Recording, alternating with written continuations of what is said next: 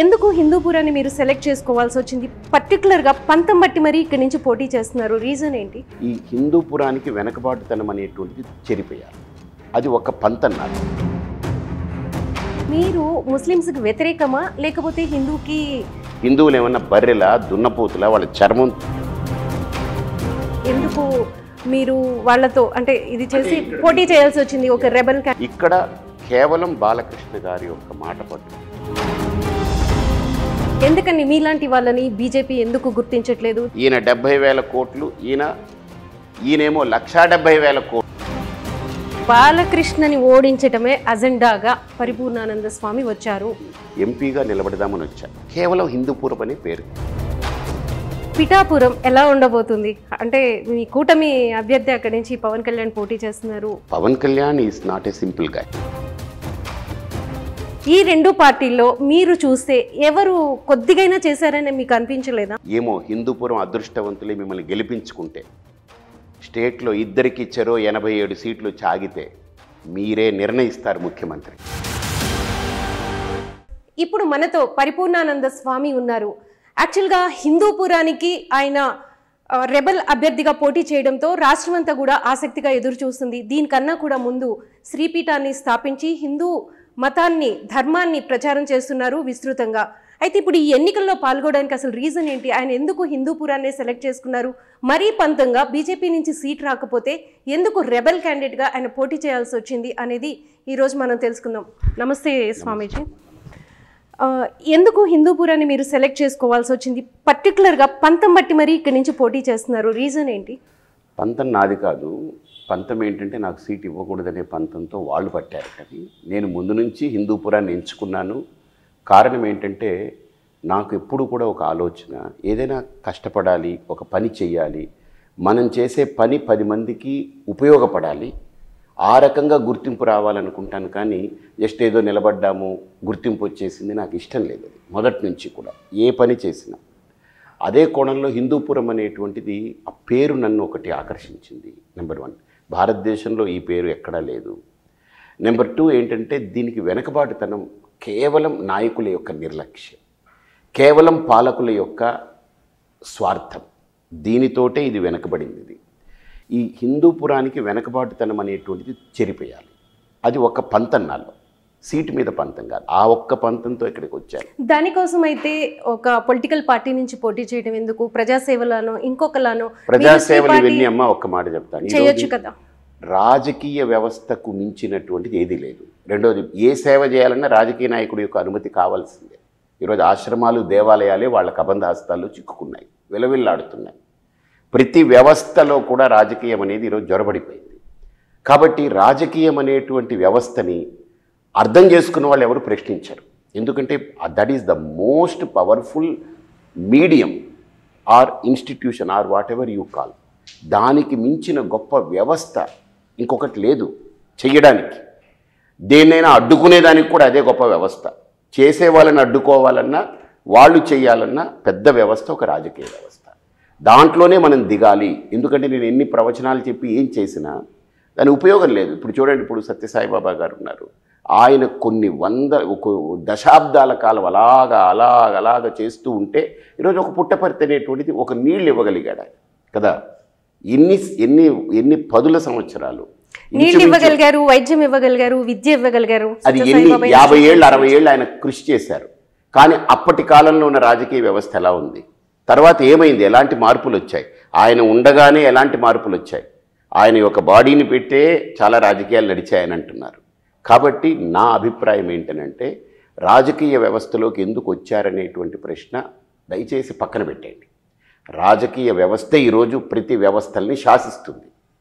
ఏది మంచి చేయాలన్నా అదే, మంచిని అడ్డుకోవాలన్నా రాజకీయ వ్యవస్థే. కాబట్టి ఈ రాజకీయ వ్యవస్థలోకి అడుగుపెట్టి హిందూపురాన్ని ఎంచుకున్నాను. వాళ్ళు నాకు సీట్ ఇవ్వకూడదని డిసైడ్ అయ్యారు.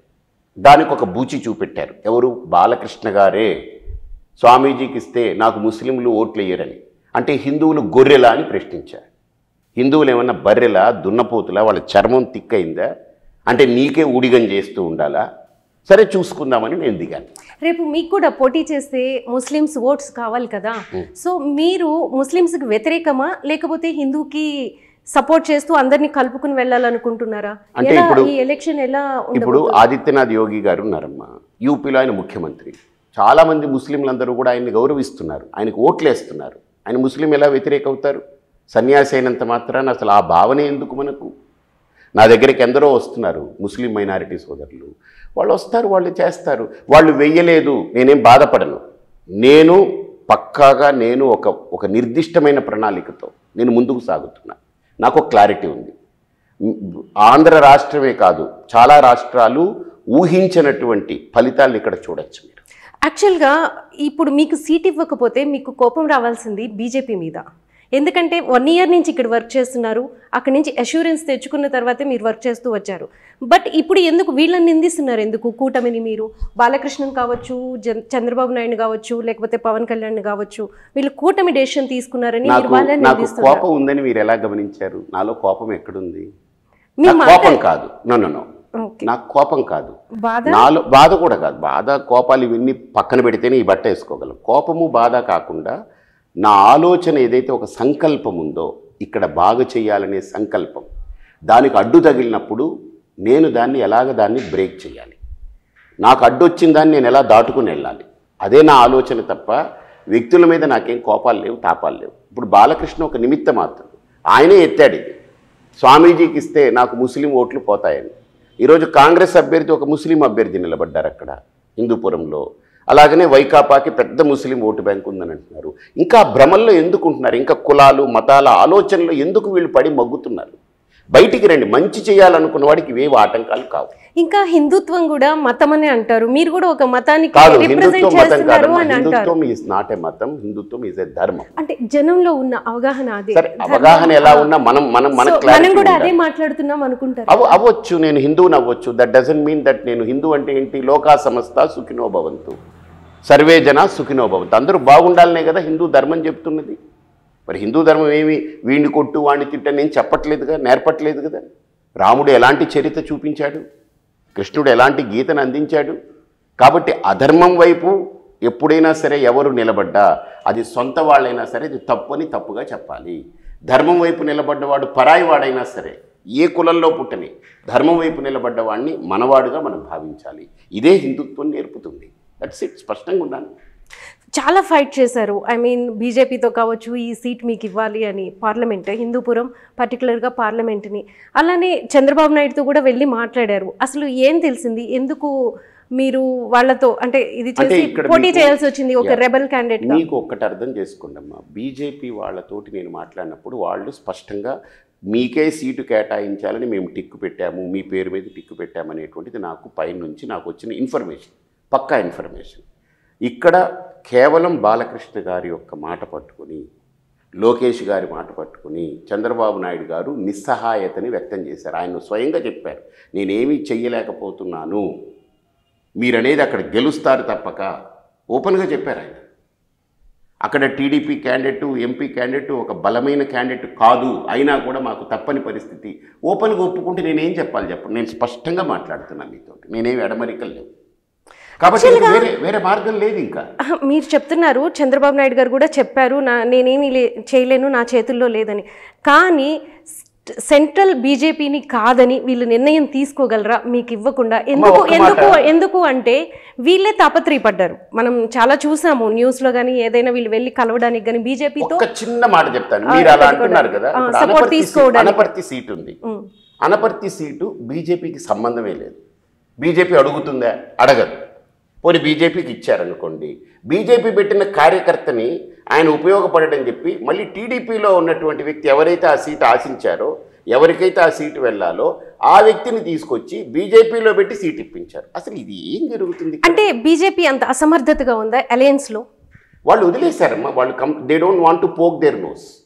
వాళ్ళకి 29 రాష్ట్రాల్లో 543 ఎంపీ స్థానాల్లో వాళ్ళకి ఇప్పుడు ఆంధ్రాలో పోక్ చేసి ఎంత కెలుక్కుని మొత్తం మిగతావన్నీ పాడు చేసుకునే టైం లేదు వాళ్ళు. మీరు ఒక్కటి అర్థం చేసుకోండి, బీజేపీ ఇక్కడ ఎలా ఉందనంటే, ఓకే చంద్రబాబు నాయుడు పొత్తులో భాగంగా వచ్చాడు, ఆయన ఏమన్నాడు? ఒక్క ఆలోచన చెప్పాడు, నేను నడిపిస్తాను వ్యవహారము, ఈ కూటమి యొక్క వ్యవహారం నేను నడిపిస్తానని. మీరు ఆలోచన చేస్తే బీజేపీలో ఉన్నవన్నీ టీడీపీలో నుంచి వచ్చిన తలకాయలే. జనసేనలో ఉన్నవన్నీ టీడీపీలో నుంచి వచ్చిన తలకాయలే 90%. మరి ఇది ఎవరి చేతుల ద్వారా నడుస్తూ ఉంది? నిన్నటికి మొన్న బీజేపీ నాయకుడు ఎడ్లపాటి రఘునాథ్ గారు కూడా ఆయన అన్నారు, మీరు ఏం చేశారు, మొత్తం టీడీపీని తీసుకొచ్చి బీజేపీలో పెట్టి సీట్లు ఇప్పించుకున్నారు. బీజేపీ కార్యకర్తలకు ఎవరికి వచ్చాయి? అసలైన బీజేపీ నాయకులకి ఎవరిచ్చారు, ఎక్కడున్నారని అడిగారు కదా. స్టేట్లో బీజేపీనే లేనప్పుడు కార్యకర్తలు కానీ లేకపోతే నిల్చోబెట్టి గెలిచే సామర్థ్యం ఉన్న లీడర్స్ లేరు కాబట్టి టీడీపీ వాళ్ళని తీసుకొచ్చుకుని పెట్టుకోవాల్సి వచ్చింది, పర్టికులర్గా పార్టీలో జాయిన్ చేసి మరి అని చెప్పి కూడా చర్చ జరుగుతుంది. స్టేట్ అంతా పక్కన పెడతాం, పరిపూర్ణానంద్ ఇక్కడ గెలుస్తాడని తెలిసి ఎందుకు ఇవ్వలేదు సీటు చెప్పండి? నాకు ఇంతమంది కార్యకర్తల గణం అంటే నేను ఎంత ధైర్యంగా ఒంటరిగా నేను బరిలో దిగి నేను అగ్గిపెట్టి గుర్తు తెచ్చుకొని ఈరోజు అగ్గిపెట్టి గుర్తుకు ఓటేయాలని నేను ఇంటింటికి తిరుగుతున్నాను. నా వెనక ఇంతమంది కార్యకర్తలు నిర్మాణం అయ్యారు. ఇంత బలమైన అభ్యర్థిని ఎందుకు టీడీపీ తోసిపుచ్చుకుంది? రాష్ట్ర బీజేపీ నాయకురాలతో మీరు మాట్లాడలేదా? మాట్లాడితే ఆవిడేమంటారు? మాట్లాడాను, ఆవిడ కూడా చేతులు ఎత్తేశారు. నా చేతుల్లో ఏమీ లేదు, నేనేం చెప్పినా అక్కడ వినే పరిస్థితిలో లేదని చెప్పేశారు. ఆవిడ ఓపెన్గా చెప్పారు. సరేమ్మా, ఏది ఏమైనా ఒక్క మాట చెప్తాను. ఇక్కడ బీజేపీ ఎంపీ అభ్యర్థిగా నేను దిగాలనుకున్నప్పుడు దానికి అన్ని ఆటంకాలు వచ్చాయి. ఓకే, నా కన్న తల్లి ఏం చెప్పిందని అంటే, ఆవిడకి కళ్ళు కనపడదు, ఆవిడ ఒకటే మాట చెప్పింది, పార్టీ సీట్ ఇవ్వలేదు కానీ నీ సంకల్పాన్ని నువ్వు ఓడగొట్టుకోకు, నువ్వు నిలబడు, నీ సంకల్పం గొప్పది, ఏంటి అక్కడ మంచి చేయాలనే ఒక తపన ఉంది, నువ్వు నిలబడి గెలిస్తే ఖచ్చితంగా మంచి జరుగుతుంది. నాకు తెలుసు నా జీవితంలో కూడా నా ఈ చేత్తో ఎన్నో వ్యవస్థల్ని పైకి తీసుకొచ్చాను. నా చేతికి ఆ అదృష్టం ఉంది. నాకు ఒక నమ్మకం, ఇక్కడ ప్రజలు కనుక అదృష్టవంతులు అయి ఉంటే, నన్ను గెలిపించుకుంటే రాష్ట్రం మొత్తం హిందూపురం గురించి చర్చించుకునేలా చేస్తాను. ఒక అగ్గి ఒక పుల్ల గీస్తే ఎలాగైతే నిప్పు పుడుతుందో, నేను ఈ హిందూపురంలో ఒక అభివృద్ధి అనేటువంటి ఫైర్ని ఇగ్నైట్ చేయగలను. నాకు ఒక విజన్ ఉంది. నేను 5 నెలలుగా ఇక్కడ ఏదో పారాచూట్ వేసుకొని దిగలేదు. మా వాళ్ళు 1.5 సంవత్సరంగా ఇక్కడ వర్క్ చేస్తున్నారు. నేను 12 ఏళ్ల క్రితం నుంచే ఇక్కడ దృష్టి పెట్టాను. అప్పటికి ఇప్పటికి ఏమీ మార్పులు లేవు, ఎక్కడ ఏమీ మార్పులు కనపట్లే. వీళ్ళ జీవన విధానాల్లో కానీ వీళ్ళ జీవన ప్రమాణాల్లో కానీ ఏ మెరుగుదల లేదు. కారణం ఏంటంటే, నేను ప్రచారానికి వెళ్తుంటే గుంపులుగా ఆడవాళ్ళు వచ్చి, స్వామి మీకు దండం పెడతాం, మాకు నోట్లొద్దు, నీళ్ళు ఇప్పించండి, తాగే నీళ్ళు ఇప్పించండి, మేము కొనుక్కొని వస్తున్నాం. రోజు బిందె 20 రూపాయలు, బిందె 30 రూపాయలని కొనుక్కొని తాగాల్సిన దుస్థితిలో ఉన్నాం. మేము ఓటేయాలి అని అంటే మీరు మాకు నీళ్ళు ఇస్తారా అని అడిగారు. నేను వెంటనే ఆలోచన చేసి నా పరిధిలో ఎంత ఉంటుందని నేను కొంతమందితో మాట్లాడిన తర్వాత నేను ఒక నిర్ణయం తీసుకుని చెప్పాను. ఇక్కడ ఈ హిందూపురం పరిధిలో 40,000 గడపలకి తాగునీరు రోజు 40 లీటర్లు, కేవలం లీటర్ 10 పైసలు, ఆ 4 రూపాయలు కూడా ఎందుకనంటే ట్రాన్స్పోర్టేషన్ వరకే, అది పెట్టుకుని నీళ్లు ఉచితంగా ఇవ్వాలని ఒక సంకల్పం తీసుకుని మాట ఇచ్చాను. దానికన్నీ ప్రణాళిక చేసుకుని ఇచ్చాను, ఊరికినే కాదు. 40,000 గడపలకి 40 లీటర్లు చొప్పున వెళ్ళాలంటే తాగడానికి నీళ్లు ఒక కుటుంబానికి, వంట చేసుకునే దానికి సరిపోతుంది. మిగతా బట్టలు ఉతుక్కోవడము, మిగతా నిత్యకృత్యాలకు మామూలు నీళ్ళు. ఒక ఇంటర్ కాలేజీ లేదమ్మా. ఇప్పుడు 10 ఏళ్ళు అయింది బాలకృష్ణ గారికి ఓటేశారు, అవునా? ఒక ఇంటర్ కాలేజ్ తెప్పించలేదు. ఒకటి, వాళ్ళ బావగారి ప్రభుత్వం ఉన్నప్పుడు ఏమీ చేయలేదు. ఇప్పుడు జగన్ గారి ప్రభుత్వంలో అసలే జరగదు.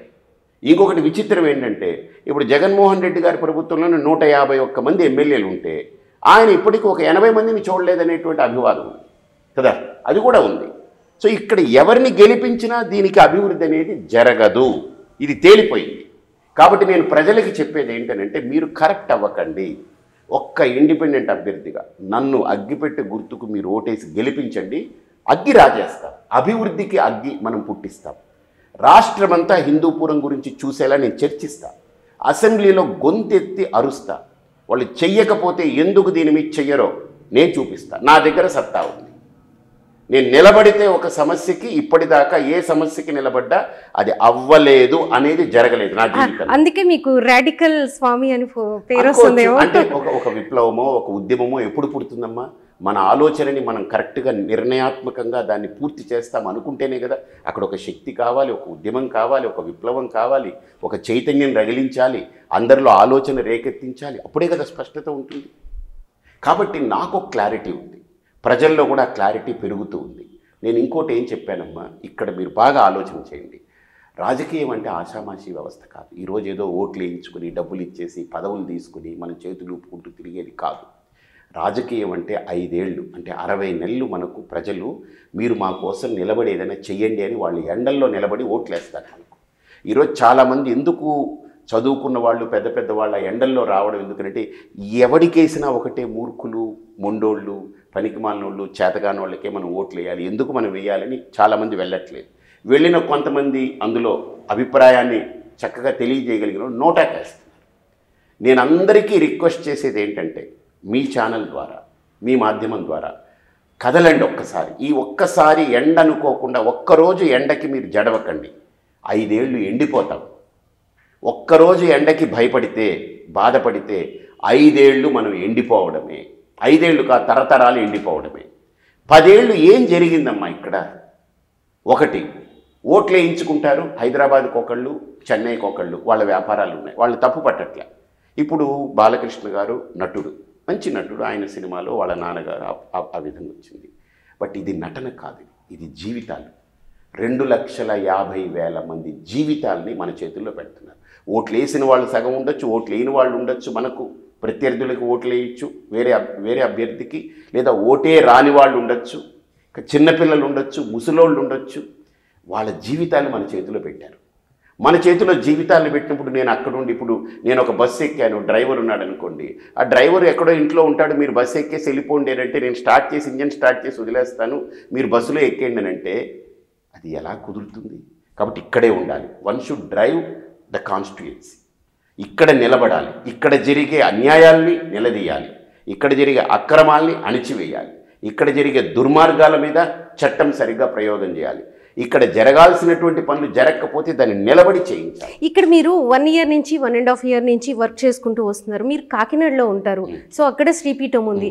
మీరు కూడా అప్పుడు వస్తూ పోతూ ఉండాల్సిందే కదా, వీళ్ళని ఎలా అనగలుగుతాం? కాకినాడకి వెళ్ళాను కాబట్టి కాకినాడ అయింది. నేనేం అక్కడ పర్మినెంట్ ఇదని నేను ఎక్కడ పెట్టుకోలేదు. కాకినాడ ఏమి నా పర్మినెంట్ కేర్ ఆఫ్ అడ్రస్ కాదు. నాకు వాళ్ళు స్థలం ఇచ్చారు, ఆశ్రమం డెవలప్ చేశావు, అక్కడ వాళ్ళే నిర్వహించుకుంటున్నారు అది. ఇప్పుడు ఇక్కడికి వస్తే 5 ఏళ్ళు నేను ఇక్కడ పనిచేస్తా. ఇక్కడ నేనేం పర్మనెంట్ కాదు. ఎక్కడ నా అవసరం ఉందో అక్కడికి నేను వెళతాను. రేపు రాష్ట్రం మొత్తానికి నా అవసరం ఉందనుకోండి, రాష్ట్రం మొత్తాన్ని బాధ్యత తీసుకుంటాను. నేను వెనకడుగు వేసే వ్యక్తిని కాదు. వాళ్ళు ఇవ్వలేదని, మా అమ్మ నాకు ఒకటే నేర్పింది, వాళ్ళు సీట్ ఇవ్వలేదని నువ్వు వెనకడుగు వేస్తే నువ్వు పిరికి పందవి, నువ్వు చేతగాని వాడు అవుతావు. నీ సంకల్పం కోసం నువ్వు నిలబడు, ధర్మము నీ వెనకుంటుంది, ఈ ప్రకృతి నిన్ను అనుగ్రహిస్తుంది, నువ్వు ముందుకెళ్ళి చెప్పింది. ఇక్కడ ఇంటర్ కాలేజ్ లేదు, డిగ్రీ కాలేజ్ లేదు. ఆడపిల్లలు వచ్చి, స్వామీజీ మేము ఇప్పుడు 10th క్లాస్ పూర్తయింది, మేము ఎక్కడ చదువుకోవాలో తెలియట్లేదు, మేము ఏం చేయాలో అర్థం కావట్లేదు, అంతంత డబ్బులు పెట్టి మేము ప్రైవేట్ కాలేజీలకు వెళ్ళలేము, ఇక్కడ నుంచి అనంతపురం వెళ్ళి రావాలంటే మాకు కుదరదు, హాస్టల్లో అక్కడ ఉండి ఏదైనా రూమ్ తీసుకొని చదవాలంటే మా ఇంట్లో వాళ్ళు ఒప్పుకోరు, ఇన్ని సమస్యలు ఉన్నాయని వాళ్ళు వచ్చి చెప్తున్నారు. తాగడానికి నీళ్లు కొనుక్కునే దుస్థితులు. దీనికోసమే మీరు ఒక మేనిఫెస్టో మీరు కూడా ఒక పేపర్లో సప్తపది పేరుతో చేశారు. సో ఆ సప్తపదికి అడుగులు ఎలా ఉన్నాయి, స్టార్టింగ్ ఎలా అనిపిస్తుంది మీకు? అది చెప్తున్నా. నేను ఇప్పుడు హాస్పిటల్కి వెళ్తే డాక్టర్లు కూడా నా చేయి పట్టుకుని మాట్లాడుతున్నారు. 800 మంది అవుట్ పేషెంట్స్ వస్తున్నారు. అసలు సిగ్గు లేదమ్మా మనకు. 800 మంది పేషెంట్లు వస్తే ఒక్క డాక్టర్ 800 మందికి ట్రీట్మెంట్ తీసుకోవాలంటే సగటున ఒక పేషెంట్తో కనీస పక్షం ఒక 7 నిమిషాలు కూర్చోకపోయినా డాక్టరు ఆ రోగం ఏం తెలుస్తుంది, పేషెంట్తో ఏం మాట్లాడతారు, ఏం రాస్తారు కదా. 7 నిమిషాలు ఒక పేషెంట్కి అయితే ఒక గంటలో ఎన్ని చేయగలరమ్మా? మ్యాక్సిమం అయితే 10 మందిని చూస్తే చాలా ఎక్కువ ఒక గంటకి. అలాంటిది 8 గంటలు ఉన్నాయనుకోండి, 80 మందిని చూడగలరు. కానీ అదే డాక్టర్ 800 మందిని చూడడం అని అంటే సాధ్యమా? 8 గంటలు ఆయన అటు ఇటు కదలకుండా 80 మందిని చూడగలరు. పోనీ ఆయన చాలా అనుభవజ్ఞుడై ఉండి ఇంకా చూడగానే పసిగట్టేది ఉంటే, ఏదన్నా శక్తి ఉంటే 100 మందిని చేయగలరు. కానీ మిగతా 700 మంది దుస్థితి ఏమిటి? ఆ జబ్బులతోటే మగ్గాలి. డాక్టర్లు చేతులు పెట్టి అడుగుతున్నారు, మంచి డాక్టర్లు ఇక్కడ పెట్టాలి, డాక్టర్లు ఎవరు రావట్లేదు, పరికరాలు లేవు, సదుపాయాలు లేవు, సౌకర్యాలు లేవు, ఇక్కడ పేషెంట్లు వస్తే మేము న్యాయం చేయలేకపోతున్నామని వాళ్ళు ఏడుస్తున్నారు. కొంతమంది డాక్టర్లతో నేను మాట్లాడితే వాళ్ళు ఎక్కడెక్కడో పెద్ద పెద్ద స్థాయిలో ఉండాల్సిన వాళ్ళు వదులుకుని ఇక్కడ సర్వీస్ చేయడం కోసం ఈ ఊరు మాదిని వచ్చిన డాక్టర్లు ఉన్నారమ్మా. వాళ్ళ తపన నాకు అర్థమవుతుంది. కానీ దీన్ని ఓన్ చేసుకునే వ్యక్తి లేరు ఇక్కడ. అందుకనే నేను ఓన్ చేసుకున్నాను. అంటే నేను ఒక సన్యాసిని, ఎక్కడైనా వెళ్ళగలను, దేనైనా ఓన్ చేసుకోగలను, అంతే కదా. కాబట్టి నేను హిందూపురాన్ని ఓన్ చేసుకున్నా. లెటస్ ఈ హిందూపురం నన్ను ఓన్ చేసుకుంటే వాళ్ళ అదృష్టవంతులు. నేను ఓపెన్గా మీరు ఇంతకుముందు ఒక మాట అన్నారు, నా అవసరం ఎక్కడుంటే నేను అక్కడికి వెళ్తాను, ఒకవేళ రాష్ట్రం మొత్తానికి నా అవసరం ఉంటే వెళ్తాను అని అన్నారు. ఎందుకని మీలాంటి వాళ్ళని బీజేపీ ఎందుకు గుర్తించట్లేదు? ఇప్పుడు పురంధరేశ్వరి ఆమె ఎన్టీఆర్ కూతురు నాట్ వారసురాలు. చంద్రబాబు నాయుడు ఉన్నారు, లోకేష్ ఉన్నారు, బాలకృష్ణ ఉన్నారు, అలానే వాళ్ళ అల్లుడు భరత్ వైజాగ్ నుంచి పోటీ చేస్తున్నారు. సో ఇంతమంది పోటీ చేస్తున్నారు. మరి అలా ఒక కుటుంబ వ్యవస్థని బీజేపీ ఎందుకు సపోర్ట్ చేసింది? ఇండివిజువల్గా మీరు పోటీ చేస్తానంటే మిమ్మల్ని ఎందుకు కాదంటుంది? మీలాంటి వాళ్ళకి ఎందుకు ఈ లీడర్షిప్ ఇవ్వలేకపోతుంది ఆంధ్రాలో? భవిష్యత్తులో ఇస్తుందేమో. ఒకటి చెప్తానమ్మా, లీడర్షిప్ ఒక లిస్టే వచ్చేది కాదు. Leader will emerge from crisis అన్నారు. అంటే ఒక సమస్య పుట్టినప్పుడే, సమస్య జటిలమైనప్పుడే ఒక వ్యక్తిలో నాయకత్వ పటిమలు అనేది బయటపడతాయి. ఇల్లు కాలిపోతుంది అనుకోండి, నేను ఏం చేయాలనే ఆలోచన అప్పుడు బయలుదేరుతుంది. ఎక్కడో వీధిలో ఇల్లు కాలింది అనుకోండి, వాడు ఆలోచన సలహాలు చెప్తుంటాడు, పడుకుని హాయిగా కాళ్ళ మీద కాలేసుకుని సలహాలు చెప్తాడు. కాబట్టి ఈరోజు రాష్ట్రానికి ఒక సమస్య అనేటువంటిది పుట్టింది, ఆల్రెడీ పుట్టింది, మనం చూస్తున్నాం. ఈయన 70,000 కోట్లు, ఈయనేమో 1,70,000 కోట్లు. ఏది పథకాలు మామూలుగా లేవు. ఈ రాష్ట్రం ఇంకొక రాబోయే 2 ఏళ్లలో ఈ రాష్ట్రంలో ఎవడు మామూలుగా వ్యాపారాలు చేసుకునే వాళ్ళు కానీ, ఉద్యోగాలు చేసుకునే వాళ్ళు కానీ ఎవరు ఉండే పరిస్థితి కనపడట్లేదు. ఎందుకంటే 1,70,000 కోట్లతో సంక్షేమ పథకాలంటే ఎక్కడికి వెళ్ళాలి, ఏం చేయాలి? 4 రాష్ట్రాల బడ్జెట్టు ఒకే రాష్ట్రంలో సంక్షేమ పథకానికి. 4 రాష్ట్రాల్లో చేసే సంక్షేమ పథకాల బడ్జెట్లు చూస్తే ఒక రాష్ట్రంలో 50,000 కోట్లు, ఇంకో రాష్ట్రంలో 52,000 కోట్లు, ఇంకో రాష్ట్రంలో 35,000 కోట్లే, ఒక రాష్ట్రంలో 60,000 కోట్లు. ఇవన్నీ కలిపితే ఒకే రాష్ట్రం యొక్క సంక్షేమ పథకాల బడ్జెట్ కింద తయారు చేశారు. సంక్షేమ పథకాలు ఒక రాష్ట్రాలు ఇవ్వట్లేదు కదా, సెంట్రల్ గవర్నమెంట్ కూడా ఇస్తుంది. బీజేపీ చేస్తున్న ఆ పనిని చాలా మంది సమర్థిస్తున్నారు. కాదు, బీజేపీ చేస్తున్నటువంటిది సంక్షేమ పథకం అని కాదు. మౌలిక సంక్షేమ పథకాలు వేరు, ఓట్ల గురించి సంక్షేమ పథకాలు వేరు. ఇప్పుడు బీజేపీ ఇచ్చేది బియ్యం ఇస్తుంది, ఎవరికి అర్హులైన వాళ్ళందరికీ కూడా ఎవరికి కారణం వాళ్ళకి ఇస్తుంది. అలాగనే ఆరోగ్యం గురించి బీమా పెట్టింది, ఆరోగ్య బీమా అని పెట్టింది, చాలా గొప్ప బీమా, 5 లక్షలకి వాళ్ళకి పెట్టింది. సో ఇలాగ బీజేపీ పెట్టే సంక్షేమ పథకాలు ఏవైతే ఉన్నాయో అది మౌలికమైనటువంటి సదుపాయాలు, మౌలికమైన వసతులు అర్హులైన వాళ్ళకి కల్పించాలి అనేటువంటిది వాటి యొక్క విధానం. ఇక్కడ మనం చూస్తే, మీరు చూస్తే ఈ సంక్షేమ పథకాలు అర్హత ఉందా లేదా, ఇది ఇవ్వాలా ఇది వద్దా, ఏమీ లేదు. ఇప్పుడు బస్సు ఫ్రీగా పెట్టారమ్మా, ఎవరు తిరగాలి? దాంట్లో అవసరం ఏంటి? దాంట్లో అవసరం లేదు. అలాగ మనం ప్రశ్నించుకుంటూ పోతే ఈ అనవసరమైనవన్నీ కూడా కేవలం ఓట్లు రాబట్టుకునే దానికి మాత్రమే ఇద్దరూ కూడా రాష్ట్రాన్ని తీసుకెళ్ళి బొందబెడుతున్నారు. ఇది వాస్తవం, ఇది ప్రజలందరూ మాట్లాడుకుంటున్నది, నేను చెప్పేది కాదు. కాబట్టి తప్పకుండా నా అవసరం వస్తుంది, నాలో ఆ వ్యక్తిత్వాన్ని కూడా మీరు చూస్తారు. మీరు బొంద పెడుతున్నారు అంటున్నారు, ఇద్దరికి పాయింట్స్ ఇస్తారా ఎవరెంత బొంద పెడుతున్నారు ఏంటి అనేది? ఎందుకంటే అమ్మ 70,000 కోట్లతో ఇప్పుడు ఈయన 13 లక్షల కోట్లు అప్పు చేశారని, ఇప్పుడు 1,70,000 కోట్ల సంక్షేమ పథకాలతో ఈయన 13 లక్షల కోట్లు ఇంచుమించు 2 ఏళ్లలో చేసేయచ్చు. ఇప్పుడు ఈయన 5 ఏళ్లకి తీసుకొస్తే, అంతకుముందు ప్రభుత్వం ఈ ప్రభుత్వం కలిపి 10 ఏళ్లలో 13 లక్షల కోట్లకి అప్పుకు చేరుకుంటే, ఇప్పుడు ఈ 1,70,000 కోట్లతో 2 ఏళ్లలో మరో 13 లక్షల కోట్లకు వస్తుంది. దివాలా అంతే, దివాలా కోరుతనమే ఇది. ఇంకొకటి చెప్తాను మీకు, మీరు ఇన్ని ప్రశ్నలు వేస్తున్నారు కదా, ఒక్కసారి మన దేశంలో జరిగిన ఒక సంఘటన చూడండి. 7 ఏళ్ళు అయింది ఇప్పుడు ఉత్తరప్రదేశ్ ముఖ్యమంత్రిగా ఆయన పదవి బాధ్యతలు చేపట్టి. బందిపోట్లు, దొంగలు, గజ దొంగలు, మర్డర్లు, మానభంగాలు, అవినీతి, అక్రమాలు, దగాకోర్లు, కుట్ర, ఒకటి కాదు అన్నిటితో చిట్టాలు చదివితే ఒక సహస్రనామం చదవచ్చు. అంత దౌర్భాగ్యంతో కూడుకున్న రాష్ట్రాన్ని ఈరోజు క్లీన్ చేసి 7 ఏళ్లలో 70,000 కోట్లు మిగులుకి ఆదాయానికి తీసుకొచ్చి ఆ రాష్ట్రాన్ని నిలిపారంటే, ఈరోజు భారతదేశంలో సంపన్న రాష్ట్రంలో ఒక రాష్ట్రంగా మారబోతుంది ఉత్తరప్రదేశ్ అంటే, గత 60 సంవత్సరాలుగా జరపలేని, ఎవ్వడూ చేయలేని పని ఒక సన్యాసి 7 ఏళ్లలో చేశాడు. ఎలా సాధ్యమైంది? ఈ రాష్ట్రం కంటే గొప్ప బందిపోట్లు అక్కడ రాష్ట్రంలో బందిపోట్లు చూస్తే ఇక్కడ 10% కూడా లేరు. దగాకోరులు అక్కడ కంటే ఇక్కడ 10% కూడా లేరు. అన్నిట్లో 10%. మేధావులు ఇక్కడ ఎక్కువ, చదువుకున్న వాళ్ళు. మీరు విదేశాల్లో చూస్తే ప్రతి 5 ఎంప్లాయీస్ ఉంటే దాంట్లో 2 తెలుగు వాళ్ళు ఉంటారు. ఎస్పెషల్లీ ఆంధ్ర నుంచి ప్రధానంగా ఎక్కువ మంది ఉంటారు. మీరు గమనించి చూడండి. మరి ఇంత మేధావితనం ఉంది, ఇంత లిటరసీ పర్సంటేజ్ ఉంది, మనకు వనరులు ఉన్నాయి. అరే ఇసుక చూస్తే ఇసుక దందా, మద్యం చూస్తే మద్యం దందా, లేకపోతే ఇది చూస్తే ఇది దందా. కులం, ఈ కులం తెచ్చి వాడు పనికి బాలనోడైనా సరే, ఏ పని చేయకపోయినా మన కులం గెలవాలి. ఈ దరిద్రం ఏమిటో ఇది ఒక పెద్ద కరప్షన్, ఇది క్యాస్ట్ కరప్షన్ ఇది. నేను అందుకనే ఇక్కడ ప్రజలకు ఒకటే చెప్తున్నా, హిందూపురం ఒక ఆదర్శంగా నిలబడాలి, ఖచ్చితంగా ఒక ఆదర్శవంతమైనటువంటి నియోజకవర్గంగా నిలబడాలి. 175 మంది అసెంబ్లీలో ఒక కాషాయం ధరించి నన్ను ఊహించుకోండమ్మా.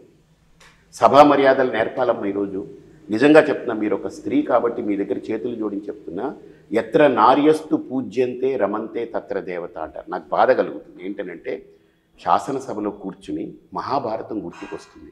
ద్రౌపదిని నిండు సభలో చీర విప్పి అందరూ హాహా అని నవ్వుకుంటూ ఉన్నారు. ఈరోజు మన ఆంధ్ర రాష్ట్రం యొక్క శాసనసభ పరిస్థితి చూస్తే, నీ భార్య ఎవడితో పోయింది, నీ భార్య వాడితో పోయిందని ఆడోళ్ళని లాక్కొచ్చి వాళ్ళు ఆ రోజు చీర ఇప్పారు, కానీ వీళ్ళు అన్నీ విప్పేస్తున్నారు. ఇది నిజంగా తల్లికి జరిగే అవమానం, తల్లికి జరిగే అవమానం. ఒకరు అమ్మ ఒడి అని పెట్టారు, ఇంకొకరు తల్లికి వందనం అని పెట్టారు. ఆ పదాలకి ఇద్దరూ నాకు తెలిసి న్యాయం చేయట్లేదు. కాబట్టి నాలాంటి వాడిని ఎన్నుకోండి. జ్ఞానం ఉన్నవాళ్ళు, మేధావులు, పాపం పామరులో లేకపోతే ఏమీ తెలియక కేవలం ఏదో ఆ రోజు మందు పోశారు, ఒక 1000 రూపాయలు ఇచ్చారనే దానికి ఆలోచించి వెళ్ళిపోయేటువంటి వ్యక్తుల గురించి నేను ఎక్కువ ఆలోచనలే. నేను వాళ్ళకు కూడా చెప్తున్నా, మన మొహాన 1000 రూపాయలు కొడితే నేను అన్నీ ఎక్స్ప్లెయిన్ చేస్తాను మీకు. 5 ఏళ్లలో ఏడాదికి 200 చొప్పున అవుతుంది, అంతేనా? ఏడాదికి 200 చొప్పున 5 ఏళ్ళకి 1000 రూపాయలు అవుతుంది. అంటే రోజుకి ఎంత ఇచ్చినట్టమ్మో మనం మొహాన పడేసినట్టు 50 పైసలు. ఒక ముష్టి 50 పైసలు ఇస్తే మన ఉనికిని, మన అస్తిత్వాన్ని మనం అమ్ముకోవద్దు కదా. ఈరోజు ముష్టివాడికి వేసిన 10 రూపాయలు వేస్తే కానీ వాడు ఆలోచించండి. మనం 1 రూపాయి వేస్తే వాడు అటు ఇటు చూస్తున్నాడు. అర్థం చేసుకోండి. మన మొహాన 50 పైసలు వేసి మనం ఓటు వేయించుకుంటున్నాం, మనం ఓటు ఇస్తున్నాం. 50 పైసలకి అగ్గిపెట్టి కూడా రాదు. కాబట్టి నాది అగ్గిపెట్టి గుర్తు, వేయండి, ఓటేయండి. ఈ అగ్గి మీకు అభివృద్ధిని సాధిస్తుంది, కొన్ని కోట్ల రూపాయల కంటే విలువైనటువంటి అభివృద్ధిని ఇస్తుంది, మీ తరతరాల్ని కాపాడుతుంది. ఇది నేను చెప్పేది ప్రతి ఒక్కళ్ళకి. సభా మర్యాదలు నేర్పాలమ్మా. ఈరోజు మీరు గమనించండి, ఏ రాష్ట్రంలో అయినా నీ పెళ్ళాం ఆడితో పోయింది, ఈడి పెళ్ళాం ఇటు పోయిందని అసలు ఆ మాట్లాడుకునే కుసంస్కృతి నేనైతే ఈ దేశంలో ఏ అసెంబ్లీలో కూడా వినలేదమ్మా. మన అసెంబ్లీలో వినిపిస్తుంది. మన తెలుగు వాళ్ళ దౌర్భాగ్యము, దరిద్రము మనకు ఎందుకు వస్తుంది తెలుసా? ఈ దౌర్భాగ్యం, దుస్థితి ఈ రాష్ట్రంలో, ఈ దుర్భిక్షం కేవలం స్త్రీల యొక్క అవమానం జరుగుతుంది. నేను నిర్దిష్టంగా చెప్తున్నాను, నిర్ద్వంద్వంగా చెప్తున్నాను. మనం తెలుగు తల్లి అంటాం, ఆంధ్రమాత అంటాం, గోంగూరకు కూడా ఆంధ్రమాత అని అంటున్నాం, అన్నాన్ని అన్నపూర్ణదేవి అంటాం, నీళ్ళని గంగా. ప్రతి దాన్ని మనం స్త్రీతో చూస్తున్నప్పుడు ఒక స్త్రీకి సరైన న్యాయం జరగకపోతే ఆ ప్రాంతం దుర్భిక్షం అవుతుంది, నాశనం అవుతుంది, స్త్రీ శాపానికి గురవుతుంది. భారతంలో కురుక్షేత్రం జరిగి కౌరవులు సమస్తము నాశనమైపోయారంటే కేవలం స్త్రీ యొక్క శాపమే. రామాయణంలో లంక మొత్తం దహనమయ్యి రావణాసురుడి యొక్క వారసత్వం మొత్తం నశించిందంటే శాపం స్త్రీ శాపమే. గుర్తుపెట్టుకోండి, రామాయణ భారతాలు చెప్తున్నాయి, మీరు గుర్తు తెచ్చుకోండి మీ భార్యల్ని. ఇప్పుడు దీనివల్ల ఏమైంది? ఈయన గొప్పవాడు, ఆయన గొప్పవాడు అవ్వలేదుగా, ఇద్దరూ పనికిమాలిన వాళ్ళే అవుతున్నారుగా. మీ భార్యల్ని వీధుల్లో పెట్టుకుని, మీ అక్క చెల్లెల్ని వీధుల్లో పెట్టుకుని, మీ అమ్మల్ని, మీ తాతల్ని, మీ అవ్వల్ని వీధిలో పెట్టుకుని ఎవరు దీంట్లో దిగజారుతున్నారు? మీరే కదా. ఇద్దరికీ ఆ జ్ఞానం ఉండాలి కదా. ఎందుకు వ్యక్తిగతంగా రాగద్వేషాలు, ఎందుకు వ్యక్తిగతమైన టార్గెట్లు ఉండొద్దు కదా. కాబట్టి నేననేది సంస్కారం ఈరోజు సభా మర్యాదకు రావాలి, లేకపోతే మన ఆంధ్రుల్ని ఎత్తువని ఉమ్మేస్తారమ్మా. ఈరోజు మోడీ గారు వచ్చిన తర్వాత 10 ఏళ్లలో నేను విదేశాలు తిరుగుతుంటే ఎక్కడి నుంచి వచ్చావనంటే ఇండియా నుంచి అనంటే, అంతకుముందు నేను వెళ్ళినప్పుడు ఇండియా అనంటే ఒక హీనంగా ఇలా చూసేవారు. ఇప్పుడు నిజంగా చెప్తున్నాను, ఇండియా నుంచి వస్తున్నాను నేను, భారతదేశం నుంచి ఇండియా నుంచి వస్తున్నాను అంటే వాళ్ళు ఇండియా, మోడీజీ అని వాళ్ళు ఎలా కనెక్ట్ అవుతున్నారు. అలా మన ఆంధ్రాన్ని గుర్తించేలా నేను చేస్తాను. ఒక్క సన్యాసిని పంపండి అసెంబ్లీకి, నేను నేర్పుతా వాళ్ళకి, కాళ్ళు పట్టుకుంటా వాళ్ళకి, అవసరమైతే వాళ్ళకి కాళ్ళు పట్టుకుంటా. ఎందుకంటే ఈ ఆంధ్ర యొక్క పరువు పోకూడదు, సభా మర్యాదలు ఉల్లంఘించకూడదు. అలానే వ్యక్తిగత దూషణ భూషణలకు వెళ్ళిపోయారు వీళ్ళు. ఇప్పుడు ఎలాగంటే రాజకీయం అంటే పరాకాష్ట, రోడ్లో కనిపిస్తే రాళ్ళు తీసుకొట్టు, కత్తులతో నరికే, లేకపోతే ఆయన బాంబులేసి చెప్పు, లేకపోతే గుడ్డలోటి తీసి కొట్టి తరుము. ఈ పదాలన్నీ రాకూడదు నాయకుడి దగ్గర. ఎందుకంటే is representing crores of people, కోట్లాది మందికి ఆయన అధినేత. ఈ మాటలు వచ్చేస్తున్నాయనంటే ఏ స్థితికి వెళ్ళిపోతుంది రాజకీయం? మీరు ఇలా మాట్లాడితే రాజకీయ పార్టీలకి మీరు శత్రువు అవుతారు. అంటే గతంలో కూడా మనం చూసాం, మిమ్మల్ని బహిష్కరణ చేశారు ఒక ప్రాంతం అలా నుంచి. మాట్లాడేందుకు కాదు, అదే ఆయన ఆ రోజు ఓట్లు మతం గురించి సబ్జెక్ట్ వేరు, బట్ మీరు ఇంత అగ్రెసివ్ గా మాట్లాడతారు కాబట్టి అందరికీ శత్రువు అవుతున్నారు. కానీ లేదమ్మా, ప్రజల దృష్టిలో ఎలా ఉంటున్నారు అనేది మీ లేదు భావన? లేదు లేదు, నేను వాళ్ళకి శత్రువు అవ్వాలని నేను ఎప్పుడు అనుకోవట్లేదు. వాళ్ళు తీసుకోరు, ఎందుకంటే వాళ్ళు కూడా ఆలోచిస్తారు. అరే నిజంగా మన భార్యల్ని, మన అక్క చెల్లెల్ని, మన ఇంట్లో వాళ్ళని నిజంగా వీధిలో పెట్టుకుంటున్నామే. భార్య అనేది ఎవరమ్మా? అన్నీ వదిలేసి, కులము, వాళ్ళ గోత్రము, వాళ్ళ ఇంటి పేరు అన్నీ వదిలేసి, ఇల్లు వదిలేసి నీతో పాటు నడిచి వచ్చింది. దాన్ని వీధిలో పెడితే తప్పు కదా. పాపం ఒక అన్నీ వదిలేసి నీ కోసం వచ్చిందాన్ని నువ్వే వీధిలో వదిలేసుకునేలాగా పరిస్థితి చేస్తే ఎక్కడికి పోతుంది? ఏడ్చుకుంటుంది ఇంట్లో కూర్చొని, అయ్యో నా పరిస్థితి ఏంటని.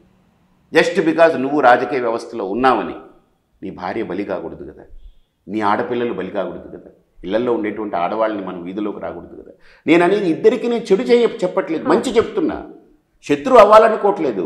ఇప్పుడు ఏ ముఖ్యమంత్రులు కానీ, ఏ ఎమ్మెల్యేలు కానీ, ఏ మినిస్టర్లు కానీ, ఈ పార్టీ కానీ ఆ పార్టీగా నేనేమంటున్నానంటే, నాయన మీకు దండం పెడతాను, మీ ఆడవాళ్ళని ఇందులోకి లాక్కండి. నేను మంచి చెప్తున్నాను కానీ చెడు చెప్పట్లేదు కదా. వాళ్ళు నాశనం అవ్వాలని నేను కోరుకోవట్లేదు కదా. ఓ సంస్కారవంతుణ్ణి మీరు ఎంచుకుని 175 మంది ఎమ్మెల్యేలమ్మా, ఒక్క సంస్కారవంతుణ్ణి ఎంచుకుంటే ఖచ్చితంగా అక్కడ ప్రయోజనం మొదలవుతుంది. మామూలుగా ఏదో బట్టలు వేసుకుంటే వేరే ఒక సన్యాసిని, ఒక కాషాయం ధరించిన వాడిని నేను వెళతాను, వాళ్ళ కాళ్ళు పట్టుకుంటాను, నాకేం ఇబ్బంది లేదు. నేను సన్యాసిని, మానవమానాలకి దూరంగా వెళ్ళినవాడిని. ఇప్పుడు కూడా చెప్తున్నా, ఇక్కడ గెలుపోవటం నన్ను ముట్టుకోవు. ఇక్కడ ప్రజలు అదృష్టవంతులై నా ప్రతి మాట వాళ్ళకి ఎక్కిందనంటే గెలిపించుకుంటారు. మీరు ఒక స్వామి, ఒక సన్యాసి, కానీ రాష్ట్రంలో చూసుకుంటే రెండు పార్టీలని కూడా మీరు విస్తృతంగా విమర్శిస్తున్నారు, ఉధృతంగా కూడా అనుకోవచ్చు. విమర్శ అంటే అలా కాదు, అంటే ఏమీ జరగట్లేదు, అభివృద్ధి చేయలేదు. సో ఇప్పుడు మీరు అన్నీ కూడా ఒక విమర్శ కిందకే వస్తాయి. సో ఓకే, ప్రశ్న కావచ్చు, ఏదైనా కావచ్చు, విమర్శ రూపంలో ప్రజలకు వేస్తున్న ప్రశ్న కావచ్చు, రాజకీయ నాయకులకు వేస్తున్న ప్రశ్న కావచ్చు. కానీ ప్రజలకు ప్రత్యామ్నాయం ఉండాలి కదా ఎన్నుకోవాలంటే. ఈ రెండు పార్టీల్లో మీరు చూస్తే ఎవరు కొద్దిగైనా చేశారని మీకు అనిపించలేదా? నేను ఒక్క మాట చెప్తానమ్మా, ఇప్పుడు ఇద్దరికీ నేను మార్కులు వేయడానికి ఇప్పుడు దగ్గరకు వచ్చేసాను. ఓకే, నేను ఇప్పుడు ఏ పక్షము అని తీసుకునేదానికి కరెక్ట్ కాదు. నేను ఇప్పుడు స్వతంత్ర అభ్యర్థిగా నిలబడ్డాను, బరిలో నిలబడ్డాను. ప్రజలు ఏ పార్టీకి మద్దతు పలికి నిర్ణయిస్తారో ఆ పార్టీ అధికారంలోకి వస్తే, నేను ఇక్కడ ఇండిపెండెంట్గా నేను గెలిచాను అంటే ఆ పార్టీ కాళ్ళు పట్టుకునైనా సరే. ఇంకొకటి చెప్తున్నాను, మీరు ఇలా ఆలోచిస్తున్నారు కదా, నా లోపలున్న ఒక సంకల్పం నాకు ఒక పెద్ద వ్యక్తి చెప్పాడు. ఏమో హిందూపురం అదృష్టవంతులే మిమ్మల్ని గెలిపించుకుంటే స్టేట్లో ఇద్దరికి చెరో 87 సీట్లు చాగితే మీరే నిర్ణయిస్తారు ముఖ్యమంత్రి. జరగకూడదని ఎక్కడా లేదు. ఇది గుర్తుపెట్టుకోండి, ప్రకృతి ఏదైనా చేయొచ్చు. ఆ రోజున ఒక సంస్కారానికి, ఆంధ్ర అంటే ఒక గొప్పతనానికి పీట వేస్తుంది హిందూపురం. హిందూపురం ఆ రోజు పీట వేసినట్టు అవుతుంది. ఖచ్చితంగా ఈరోజు టైట్ ఫైట్ ఉందని అంటున్నారు, టఫ్ ఫైట్ అంటున్నారు, ఇద్దరికి చాలా బిగుసుకుపోతుందని అంటున్నారు. ఇద్దరికి సర్వేలు, కంపెనీలు సర్వేలు చేసేస్తున్నాయి, వీళ్ళని చెప్తున్నాయి. ఇద్దరికి మీడియాలు, ఇద్దరు సరి సమానమైన మీడియా బలాలు, మధ్యలో మిమ్మల్ని వదిలేస్తున్నారు అందరూ. అంతే, నేను మధ్యలో ఉన్నాను, ఏమి ఇబ్బంది లేదు. నేను ఒకటే చెప్తున్నాను, హిందూపురంలో ఉన్నటువంటి ఓటర్లందరూ విజ్ఞతతో ఖచ్చితంగా ఓటేస్తే, హిందూపురంలో అగ్గిపెట్టి గెలిస్తే, గుర్తుపెట్టుకోండి, అగ్గిపుల్ల గీస్తే రాష్ట్రమంతా వెలుగురా. చాలా చోట్ల చూశాను, బాలకృష్ణని ఓడించటమే అజెండాగా పరిపూర్ణానంద స్వామి వచ్చారు. ఇప్పుడు అంటే పార్లమెంటు పోటీ చేయకుండా కేవలం హిందూపూర్ అసెంబ్లీకి పోటీ చేస్తున్నారని అంటున్నారు. మీ ఒపీనియన్ ఏంటి? యాక్చువల్గా నిజమేంటి అందులో? నేను మనస్ఫూర్తిగా సత్యం చెప్తున్నాను. ఎంపీగా నిలబడదామని వచ్చాను, కేవలం హిందూపురం అనే పేరుతోటి వచ్చాను. ఇది వెనకబాటుతనం ఉంది, మనం దీన్ని చెరపాలి, మనం గట్టిగా పనిచేయాలి, 5 ఏళ్ళని వచ్చాను. అయితే నాకు అవకాశం కల్పించలేదు. హిందూపురం పేరుతో ఉన్నటువంటి మరొక అంశం ఏంటంటే, ఇక్కడ హిందూపురం అసెంబ్లీ, అదొక అడ్వాంటేజ్. నేను ఇప్పుడు పార్లమెంట్కి వేసి నేను ఇన్ని చోట్ల తిరగలేను. రెండోది, నా దగ్గర డబ్బులు లేవు. నేను డబ్బులతో రాజకీయం చేయాలని రాలేదు. రెండోది, డబ్బులతో రాజకీయం చేసి మళ్ళీ ఎంత డబ్బులు పట్టుకుపోదామని రాలేదు. నేను ఇక్కడికి ఒట్టి చేతులతో వచ్చాను, రేపు వెళ్ళేటప్పుడు కూడా ఒట్టి చేతులతోటే వెళ్తాను. 5 ఏళ్ళు నేను ఇక్కడ నిలబడి చేసే అభివృద్ధి దేశం గుర్తిస్తుంది. ఇంకోటి చెప్తాను, ఇక్కడ ఏ ఎమ్మెల్యే గెలిచినా, సపోజ్ బాలకృష్ణ గారు గెలిచారనుకోండి, అక్కడ జగన్ ప్రభుత్వం వచ్చిందనుకోండి, జగన్మోహన్ రెడ్డి గారి ప్రభుత్వం వచ్చిందనుకోండి, వైఎస్ఆర్, ఈయనేం చేయలేరుగా. బాలకృష్ణ గారు గెలిచారు, అక్కడ చంద్రబాబే వచ్చారనుకోండి, మొదట్లో 5 ఏళ్ళు ఏమి మనకి ఇక్కడ ఏమీ జరగలేదుగా. ఏం జరిగింది చెప్పండి? ఇప్పటికీ తాగడానికి నీళ్లు కొనుక్కొని బతకాల్సిన పరిస్థితి. 3 రోజులు కరెంటు లేకపోతే హాస్పిటల్లో పేషెంట్లు చచ్చిపోయారు. మీకు తెలుసా? తెలియదు. ఇంటర్ కాలేజ్ లేదు, డిగ్రీ కాలేజ్ లేదు, రోడ్లు సరిగ్గా లేదు, డ్రైనేజ్ వ్యవస్థ లేదు. ఇంకోటి చెప్తానమ్మా, నిన్న నేను ఒక ప్రదేశానికి వెళ్ళాను, 28వ వార్డు ఏదో ఉంది. అక్కడికి వెళితే మోతుకుపల్లి అని, అక్కడ డంపింగ్ యార్డ్ ఉంది. నిజంగా జనాలకి దండం పెట్టాలి. మొత్తం ఊర్లో ఉండే ఆ పక్క ఉండే ఊర్లో ఉండే చెత్తంతా అక్కడ వేస్తున్నారు. అక్కడ ఇది ఉంది, ఏది మన ఈ ఆవుల్ని గోవుల్ని వధించేటువంటి శాలలు ఉన్నాయి. దాని వ్యర్థాలన్నీ తీసుకొచ్చి అక్కడ వేసి రాత్రిపూట నిప్పు పెడితే అక్కడ వచ్చే దుర్గంధము, ఆ కంపుతోటి ఆ ప్రజలు బతుకుతున్నారు. ఆ కలుషమైన వాటర్ అంతా అక్కడ వదులుతున్నారు. నిజంగా నేను వెళ్ళి చూసి, అమ్మ మీరు చెత్తలో బతుకుతున్నారా, మీ జీవితాలు చెత్త అయిందా అని అనిపించింది నాకు. నేను వాళ్ళకి మాట ఇచ్చాను, నేను ఇక్కడ ఉంటే అది ఆల్రెడీ మార్చాలని చెప్పి ఒక ప్రతిపాదన వచ్చింది. 5 కిలోమీటర్ల దూరంలో వేరే ఫ్రీ ల్యాండ్ చూశారు. ఆ డంప్ యార్డ్ అక్కడ మార్చాలంటే ఇక్కడ ఏవో ఒత్తిళ్ళు. ఇక్కడ ఎమ్మెల్యే ఉండరు చెప్పుకునేదానికి, ఎమ్మెల్యే ఇక్కడ ఓటేస్తే ఉండరు. నేను అందుకే ఇక్కడ ఉంటానని చెప్తున్నాను. నేను ఇప్పుడు బాలకృష్ణ గారిని నేను ఎప్పుడూ విమర్శించలేదు. ఆయన నటుడు, ఆయన సినిమాలు చేయాలి, ఆయన షోలు చేయాలి. రాజకీయాలు వద్దంటారు. రాజకీయాలని కాదమ్మా, రాజకీయం చేస్తే ఫుల్ టైం ఇక్కడ కూర్చోవాలి, ఇక్కడ ఇల్లు కట్టుకోవాలి, లేదా ఒక ఇల్లు అద్దెకి తీసుకొని ఇక్కడే ఉండాలి. ఆయన సంవత్సరానికి 10 రోజులు వస్తారమ్మా. ఏం చేస్తారు ప్రజలకి చెప్పండి మీరు? ఈ ప్రజలు కూడా ఆలోచించాలి కదా.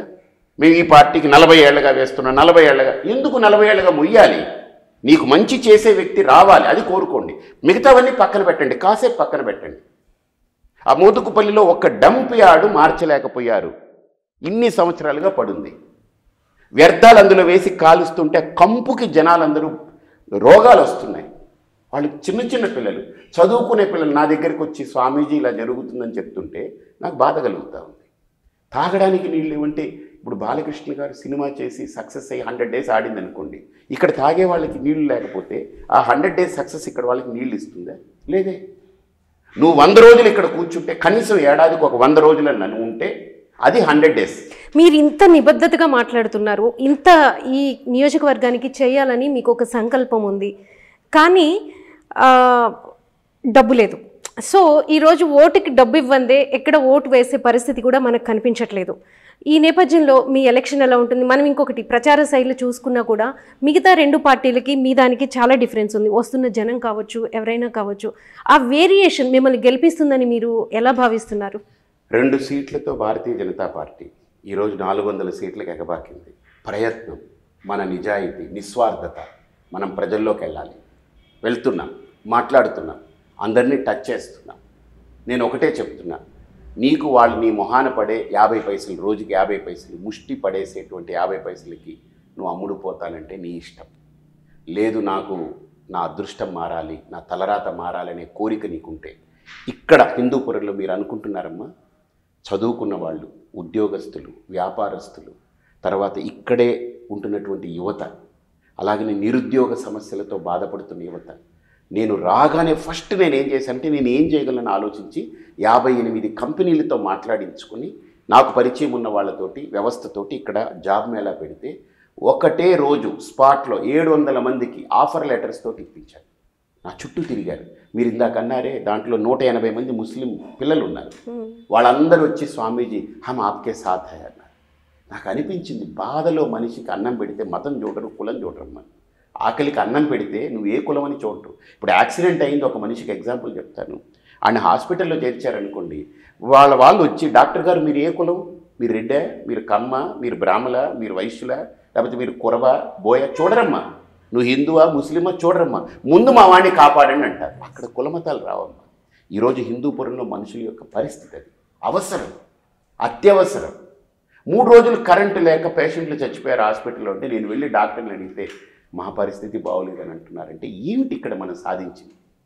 కాబట్టి నా నిజాయితీ, నా నిస్వార్థత ఖచ్చితంగా నన్ను గెలిపిస్తుందని అయితే నాకు నమ్మకం ఉంది. రెండోది, నాలెడ్జ్ హబ్ అని 10,000 ఎకరాలు, 12,000 ఎకరాలు సుమారు కేటాయిస్తే, మీ సప్తపదుల్లో ఇది కూడా ఒకటి ప్రధానమైంది. ఇప్పటికి దానికి వేసిన రాయి కూడా ఏమీ లేదు, అది పోయింది, కాలగర్భంలో మట్టిలో కలిసిపోయింది. ఈ పార్టీకి నిజంగా నాయకత్వానికి ఆ శక్తి ఉంటే నాకుందమ్మా, నేను నేరుగా మోడీ గారి దగ్గరికి వెళ్ళి కూర్చుంటా. నన్ను గెలిపించండి, ఒక ఎమ్మెల్యేగా ఇండిపెండెంట్ అభ్యర్థిగా నన్ను గెలిపించారు. ఎందుకంటే దేశం చూస్తుంది నా వైపు. నేను ఒక్కటి చెప్తున్నానమ్మా, హిందూపురం వైపు దేశం అంతా చూసింది, బీజేపీ ఒక్కటే చూడలేదు మీ వైపు. లేదమ్మా, బీజేపీ కూడా చూస్తుంది. ఈయన ఎలా పోరాడతాడు, ఈయన ఎలా తట్టుకుంటాడు. ఎందుకంటే పోరాట పటిమను కోరుకుంటారు ఎవరైనా. పోరాడే వ్యక్తిని, ఇప్పుడు మనకు కోవిడ్ వచ్చింది, కోవిడ్ వస్తే ఎవరిలో ఇమ్యూనిటీ ఉండి ఎవరైతే దానికి పోరాడగలం వాళ్ళే బతుకుతారు కదా. నాలో ఆ ఆరాటం ఉంది, ఆ పోరాట పటిమ ఉంది. నేను నిలబడాలి, ఒకటి ఇవ్వలేదని నేను వాళ్ళని విమర్శిస్తూ వెనకడుగు వేసే శక్తి, ఆ ఆలోచన, పిరికిబంద ఆలోచన నాకు లేదు. నిలబడతాం. ఏముంది, ఓడగొట్టారా వాళ్ళ దురదృష్టవంతులు, గెలిపించుకున్నారా వాళ్ళ అదృష్టవంతులు.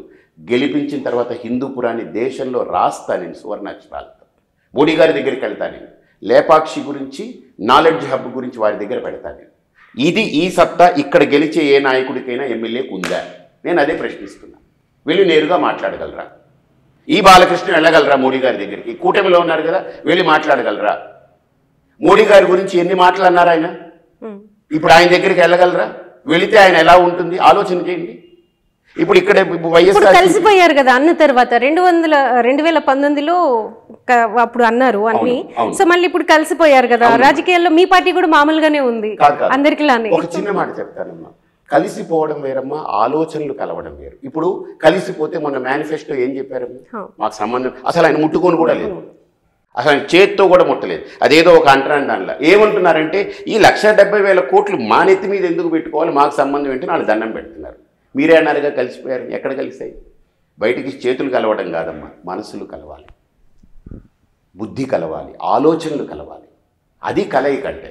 ఇప్పుడు ఇద్దరికి పెళ్లి చేసామనుకోండి, ఇద్దరికి నచ్చలేదనుకోండి, ఏదో ఒక 6 నెలలు మీరు పడుండయా, తర్వాత మీకు విడాకులు ఇవ్వాలా, ఏమి ఇవ్వాలా, డైవర్స్ ఆలోచిద్దాం. ఒక 6 నెలలు అయితే ఒక రూఫ్ కింద పడుండండి చూసుకుందాం అంటే, ఈ 6 నెలలు పడుండడం కూడా వాళ్ళకి నరకతుల్యంగా ఉంటుంది.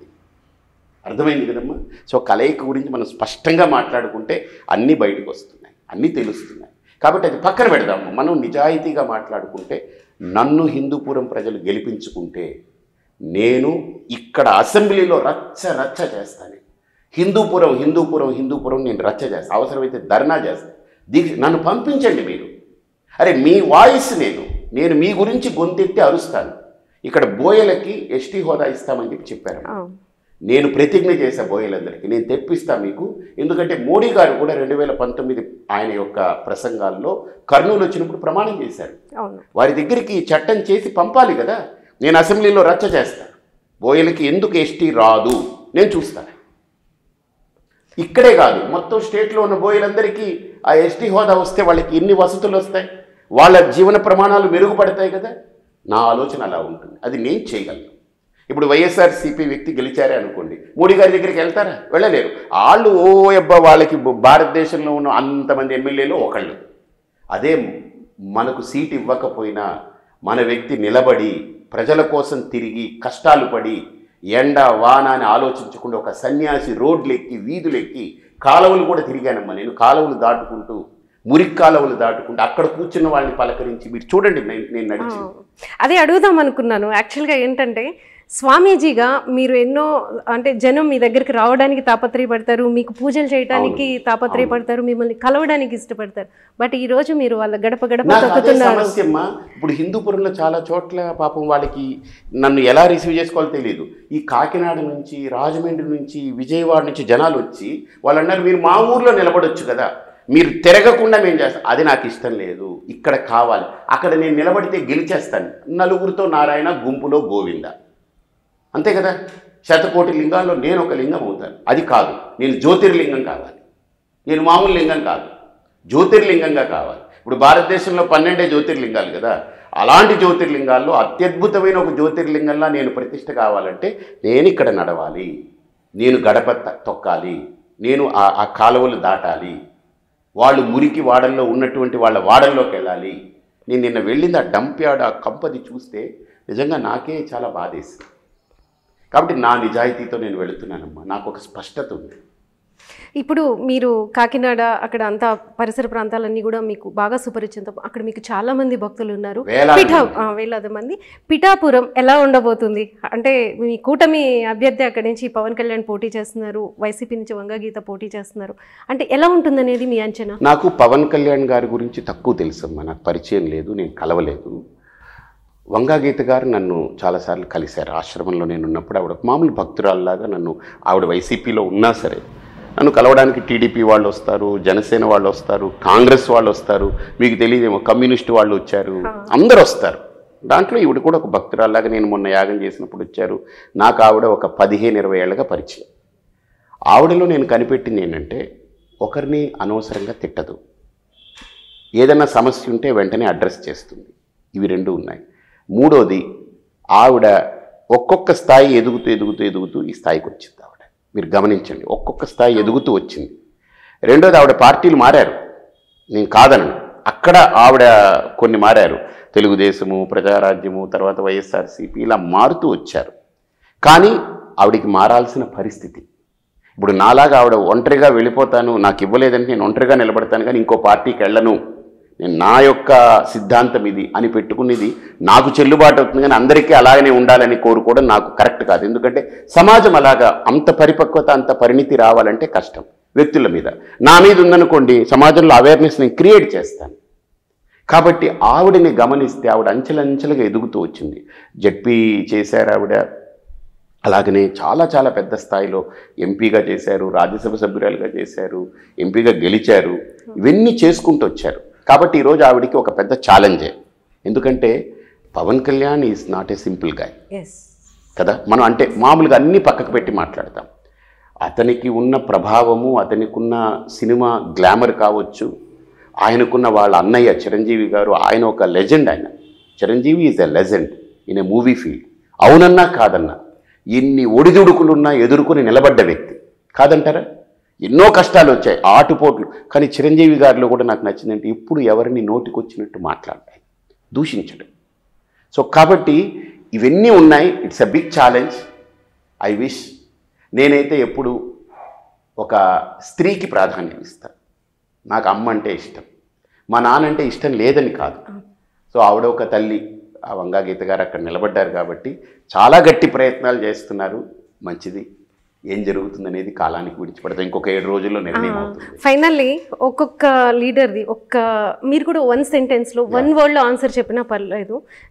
చంద్రబాబు నాయుడు గారి దగ్గర ఉన్నటువంటిది ఏంటంటే, ఈరోజు చెప్పింది రేపు మర్చిపోతున్నారు.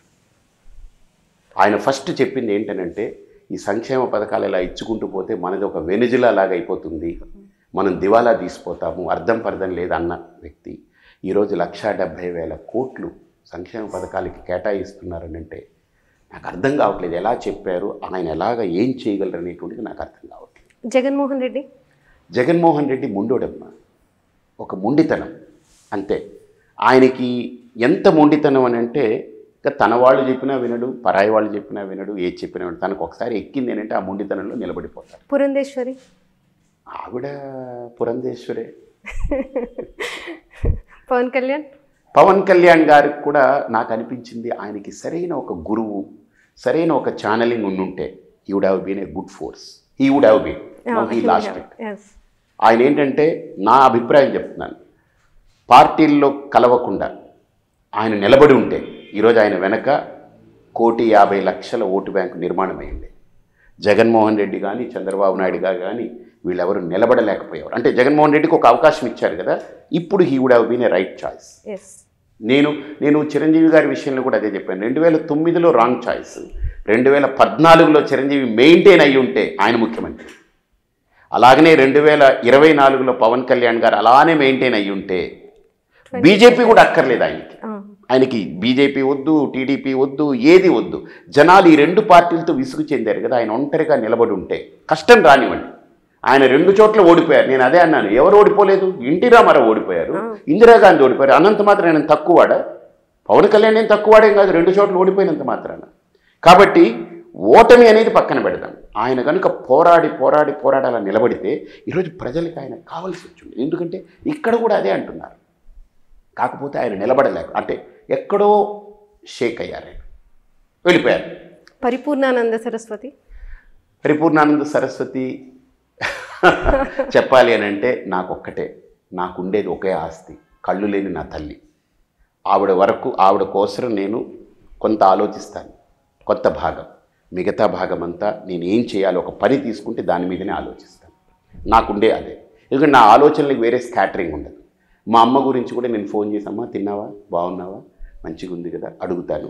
ఆవిడకి నేను ఒక హెల్పర్ని పెట్టున్నాను, హెల్ప్ చేస్తారు. ఎందుకంటే నా మీద ఆధారపడలేదు, ఆవిడకి వచ్చే కాస్త డబ్బుతో ఆవిడ బ్రతుకుతుంది. నాకు ఏ ఆస్తి ఇవ్వలేదు నా తల్లిదండ్రులు, వాళ్ళ దగ్గర లేదు. వాళ్ళు బతకడానికి ఉంది, మా నాన్నగారు చనిపోయారు. కాబట్టి నాకు స్పష్టత ఉంది. మా అమ్మ గురించి కొద్దిగా ఆలోచిస్తాను రోజులో కొంతసేపు. మిగతా టైం అంతా నేను ఏం చేస్తున్నానో దాని మీద దృష్టి పెడతాను, ఫోకస్ చేస్తాను. థ్యాంక్ యూ సో మచ్ అండి, చాలా విషయాలు చెప్పారు.